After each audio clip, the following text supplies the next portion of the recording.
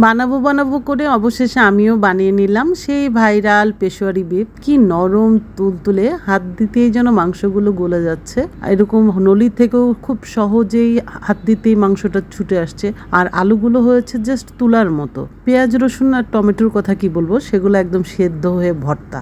এই পেশোয়ারি বিফটা রান্না করতে গিয়ে আজকে আমি একটা বড় অঘটন ঘটিয়ে ফেলেছি, সেটা আপনাদের সাথে একটু পরেই শেয়ার করছি। তার আগে শুরু করছি আমার রেসিপিটা। কোরবানির মাংস নিয়েছি, বড় বড় পিস করাই ছিল মাংসগুলো, সাথে হাড় নিয়েছি, চর্বি নিয়েছি বেশ ভালো পরিমাণে। আর আমি দেখিয়ে দিচ্ছি কি পরিমাণ সাইজের মাংসটা নিয়েছি, মানে কতটুকু সাইজের মাংস আর হাড় নিয়েছি। তো আমার বাসায় আমি, আমার মেয়ে তিনজনই নলি খেতে চাই, এই জন্য আমি 3টা নলি দিয়েছি। আর আমাদের গরুর নলিগুলো একটু বড় বড় ছিল, একটু ছোট নলি হলে সুন্দর হতো। নলির মধ্যে তেমন কোনো মাংস টাংস ছিল না। যাই হোক, এগুলো আমি নিয়েছি আর দেখিয়ে দিচ্ছি চর্বিগুলোকে কিভাবে ছোট ছোট পিস করেছি। এখন চলে যাচ্ছি রান্না করতে। আমি চুলার মধ্যে মোটামুটি ভালো পরিমাণ, আধা কাপ পরিমাণের চেয়ে একটু কম ঘি দিয়েছি। আর আধা কাপ পরিমাণ করার জন্য মানে বাকিটুকু দিয়েছি তেল। তো আমার মনে হলো পরবর্তীতে, আমার রান্নার অভিজ্ঞতা থেকে বলছি, যে তেলটা না দিলেও হতো, যতটুকু ঘি দিয়েছি তাতেই হতো। তো প্রথমে এই ঘির মধ্যে মাংসগুলোকে ভেজে নিব। তা আসলে ইউটিউব দেখে আসলে এই রান্নাটা করেছি। তো এক একজন এক একভাবে রান্না করে, কেউ সবকিছু একসাথে মাখিয়ে বসিয়ে দেয়, আর কেউ আবার এভাবে গরম ঘি তেলের মধ্যে মাংসটাকে একটু ভেজে নেয়। তবে ভাজলেও বেশিক্ষণ ভাজতে হয় না, 3-4 মিনিট ভাজলেই হয়, 3 মিনিট ভাজলেই হয়। আমি ভাজার সময় একটু লবণ দিয়ে নিয়েছি। উল্টে পাল্টে এমন মানে কিছুক্ষণ পরে যখন মাংসটার কালারটা একটু চেঞ্জ হয়, মানে কাঁচা মাংস থেকে কালারটা যখন চেঞ্জ হয়ে একটু সেদ্ধ না, কালারটা যখন চেঞ্জ হয়, 3-4 মিনিটে তার মাংস সেদ্ধ হওয়া সম্ভব না। তো একটু কালারটা যখন কাঁচা ভাব থেকে চলে যায়, তখনই চুলাটা বন্ধ করে দিয়ে এর মাঝে যে উপকরণ দিতে হবে সেগুলো দিব। আসলে যেহেতু এটা আমাদের দেশের রেসিপি না, পাকিস্তানি একটা রেসিপি, পাকিস্তানিদের ফেভারিট খুব এই রেসিপিটা। তো এক একজন বলছে অথেন্টিক এটা, অথেন্টিক ওটা। পাকিস্তানে গিয়ে না খেলে আসলে অথেন্টিক কোনটা সেটা বলা যাবে না। তো আমি ইউটিউবে যেটা বেশিরভাগ দেখছি যেভাবে রান্না করছে সেভাবেই রান্না করেছি। আমি এখানে কিছু আস্ত আলু ছিলে দিয়ে দিয়েছি। আলুগুলার সাইজগুলো কিন্তু একটু মাঝারি ছিল, মাঝারি বড় সাইজের। আর 5টা দিয়েছি পেঁয়াজগুলো একটু বড় বড় সাইজের ছিল। 3টা টমেটো দিয়েছি, টমেটোগুলোর কিন্তু মুখ কেটে দিয়েছি।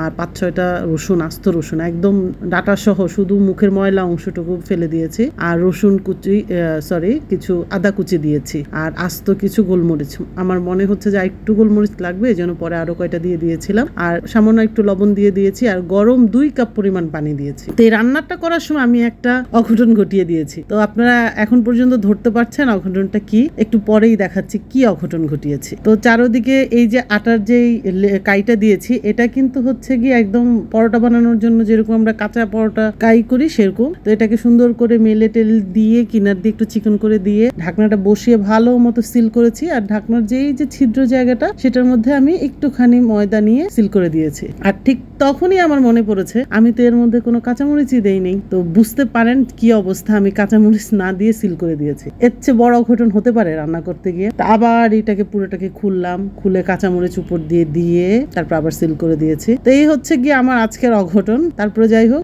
সবটা দিয়ে যাই হয়েছে, শেষমেশ ভালোই হয়েছে বা খারাপ হয়েছে সেটা আপনারা ভিডিও শেষ পর্যন্ত দেখলে বুঝতে পারবেন। আবার একটু ব্যান্ডেজের মতো আর কি, জোড়াতালি দিয়ে আবার করেছি, নাহলে আবার কে করবে কাইগোলা নিয়ে এটা সেটা। তো যে কারণে এভাবে আবার এটাকে কোনো রকম সিল টিল করে, আবার তবে খেয়াল রেখেছি যেন কোনো ধরনের বাতাস না বের হয়। তারপরে যাই হোক, এভাবে সিল করে বসিয়ে দিয়ে আমি ঠিক ঘড়ি ধরা 2.5 ঘন্টা রেখেছি। কারণ আমার গরুটা খুব বেশি কচি ছিল না। আমি একটা ভিডিওতে দেখেছি 2 ঘন্টা রাখলে হয়, মোটামুটি আরো কম রাখলেও নাকি হয়। কিন্তু আমি আসলে যেহেতু মাংসগুলো রান্না করছিলাম, দেখছিলাম যে অত সহজে সিদ্ধ হচ্ছিল না, যে কারণে আমি 2.5 ঘন্টা রেখেছি। 2.5 ঘন্টা রাখার পরও আমার ভয় লাগছিল। আমার কাছে খালি মনে হচ্ছিল কিভাবে যে ভেতরে মাংসগুলো সেদ্ধ হবে। আমি একটা কাজ করেছি, মাঝে মাঝে যেহেতু নাড়ার কোনো সুযোগ নেই, মাঝে মাঝে কড়াইটা ধরে একটু দুলিয়ে দিয়েছি, যদি একটু নিচের পানি হবে। তেমন কোনো একটা কাজ করে নেই, তারপরও আমার আর কি মনের সান্ত্বনা। তা আমি এইভাবে দুলিয়ে দেওয়ার পরে এখন যখনই আমি ঢাকনাটা খুলে একটু নাড়া দিয়েছি, দেখতে তো কেমন কেমন জানি দেখা যাচ্ছে। আমরা বাঙালিরা এইভাবে খেয়ে অভ্যস্ত না, তো কিন্তু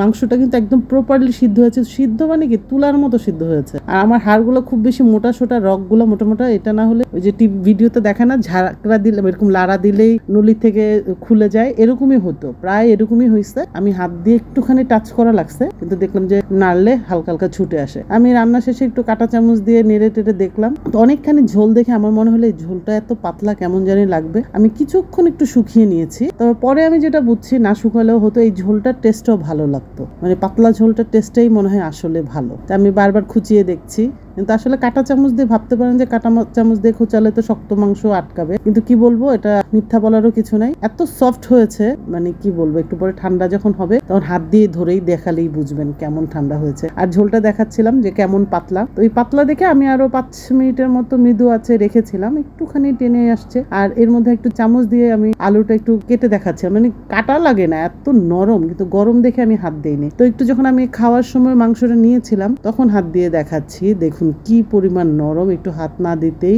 এগুলো কিন্তু সবগুলো রগ টাইপের মাংসগুলো কিন্তু একটু হার্ড হয়, তারপর হাত না দিতেই দেখুন কিভাবে একদম গলে গলে যাচ্ছে। আমি একটু ঝাঁকড়া দেওয়ার চেষ্টা করছি, ছুটে আসছিল কিন্তু একটা জায়গায় আটকে থাকে।